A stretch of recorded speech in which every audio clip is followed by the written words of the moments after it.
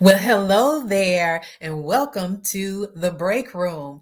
Listen, okay, so in preparing for our time today, I was actually looking at some memes. Um, I can't remember. I think I've seen it on YouTube as well as I've seen it on Facebook. But listen, one would say, if tired was a person, and then it have someone like really just laid out of exhaustion. Or there was one I think I saw, if Monday was a person and had a person with their hair just all over the place and basically crying like, okay, it's Monday. So as I was looking at those, the thought came to mind, listen, if self-care was a lab test, what would be your lab results? Think about that. All right, we're going to get into it. We're going to get into it. So again, welcome to the break room. So glad to have you here. And I really want to just say to each of you for joining or tuning in or viewing. I thank you so much. If you are new here, welcome. So glad that you took the time to come by to view.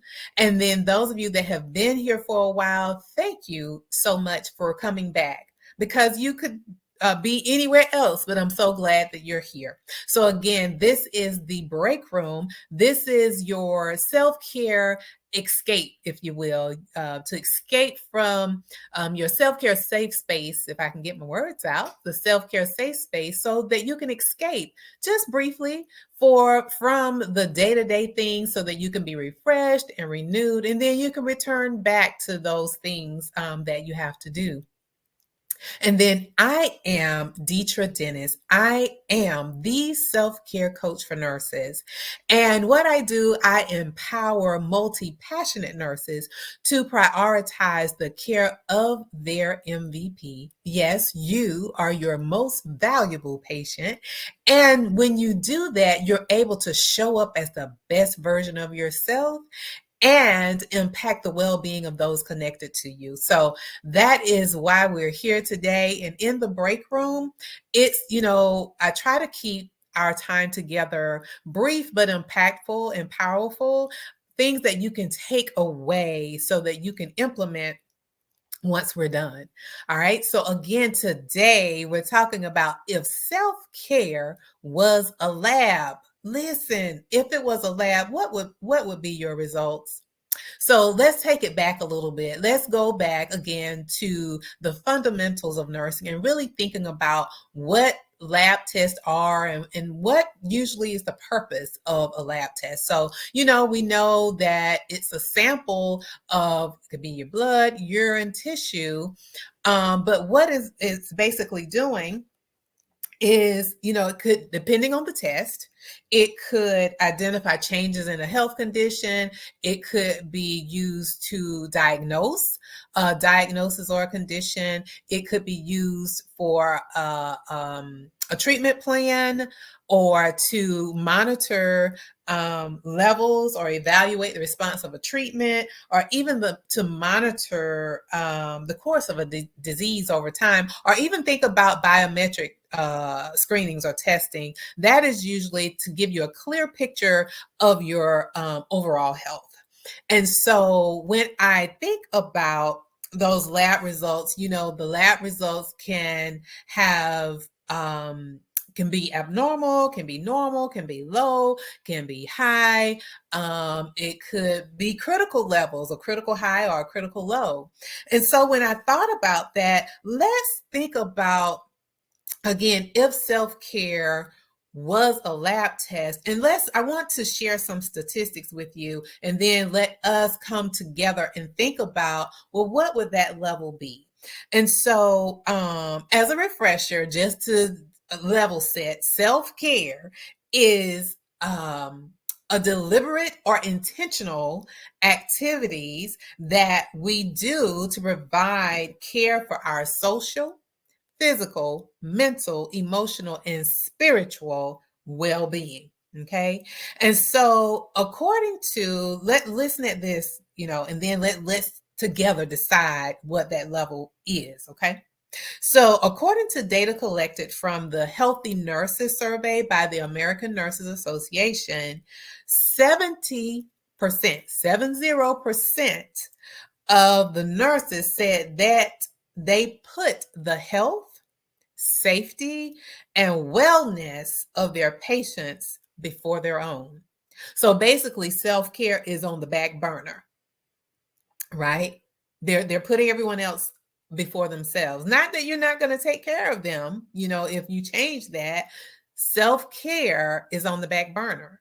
So let's think about that. So if self-care was a lab test, when we're looking at these numbers globally in the nursing profession and nursing in the healthcare industry, for the nursing career, I would say that if self-care was a lab test, that result globally is a critical low.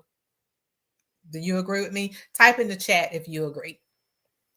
And so to me, this requires urgent and intensive attention. So even though the numbers that we mentioned right there, the 70%, is a collective number, let's take it a little granular and let's ask ourselves, if we were to have a self-care, if self-care was a lab test, what would our or yours or my self-care, what would be our lab result? What would be our result?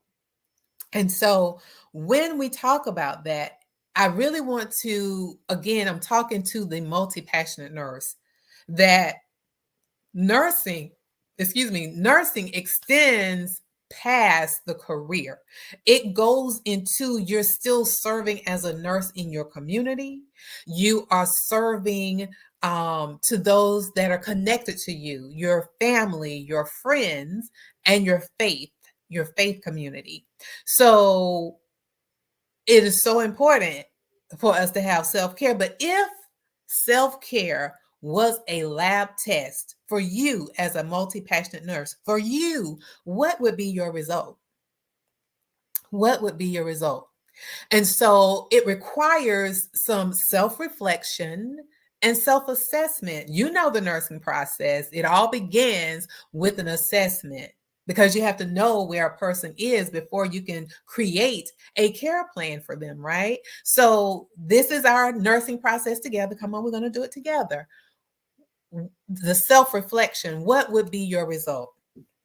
So I want to further share what self-reflection is, because we want to be intentional about self-reflection practices, right? Because it's a powerful way, I feel, for us to take that critical low level of self-care to within normal limits, right? So that it's normal. But let's think about what the American Psychological Association, how they define self-reflection. So they define it as the examination or contemplation and analysis of one's thoughts, feelings, and actions. And they go on to even describe self-reflective awareness as the most crucial life skill a person can have. That's a lot, right? So self-reflection here to me is very important. And I feel that self-reflection will help us move the needle. I won't say needle, move the level from a critical to within normal limits. So as a result of self-reflection, here are some things that can occur. One, it reveals, number one, what needs improving. And so you can identify your weaknesses and turn them into strengths, or get the support you need in those areas of opportunity or areas of weakness, right? Get the support that you need. Number two, it makes you more self-aware. And now listen, the psychologist also mentioned this about self-awareness. Now it said that research is linked to higher levels of creativity and confidence when we practice intentional self-reflection. Number 3, it improves our motivation. Last week we talked about when we were talking about work-life harmony, and we mentioned with burnout, usually the motivation is, very low. But here's another way, also just like work-life harmony, but here is also another way to improve motivation is by practicing intentional self-reflection. The 4th thing is it improves your quality of life, right? With doing that self-reflection. And lastly, it improves your quality of care, the quality of care that you're able to provide. Now, when we're stressed and when we're on that path to burnout, many times, and research has shown that we're not fully present, and it's really called absenteeism, because your body physically is there, but your mind is elsewhere. And I'm chuckling because the song that comes to mind by the OJs, your body is here with me, but your mind is on the other side of town. That's what happens. But when you have that self-reflection, it allows you to improve the quality of care that you're providing. And I don't know about you, but I know for me, it's so important for me to give quality care in every aspect that I am serving someone, right? Quality is just important to me. And I know because we are alike, it is important to you as well. So those are 5 ways by doing the self-reflection. And I feel that it will improve that the lab result for your self-care from a critical low to within normal limits. So that's all I have for us today. And I know that you found value with this. So I also know that you will share this with someone else who will benefit from the things that we talk about here in the break room. So, I love to hear from you. So I want to ask you, when you practice self-reflection, what are some benefits that you receive or experience when you practice self-reflection? Intentional self-reflection. All right, so listen, the quote for today. This one is a real good one. All of them are good, but this one is really good. Okay, so lean in. All right, so here it is. Your soul needs time for solitude and self-reflection. It is like an intimate date with yourself. And what happens from that, in order to love, lead, heal, and create, you must nourish yourself first. I'm going to repeat that one again. I'm going to repeat it again. I want you to get it in your spirit, get it in your soul. So here it is. Your soul needs time for solitude and self-reflection. It is an intimate date with yourself.